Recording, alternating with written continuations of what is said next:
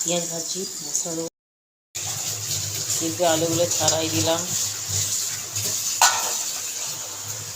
মটরশুঁটি ছাড়াই দিলাম, একসঙ্গে কষাই নেব।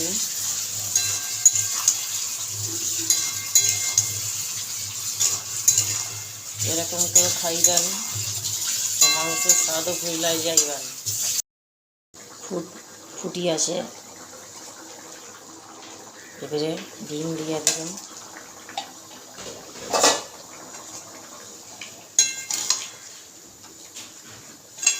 আপনারা লাগে এরকম করে খাইবেন, দেখবেন খুবই ভালো লাগবে। উপর থেকে গরম মশলা, তা যদি ভালো লাগা থাকে চ্যানেলটি সাবস্ক্রাইব করে পাশে থাকবেন। एक कड़ी पोटैटो एक कड़ी হয়ে গেল।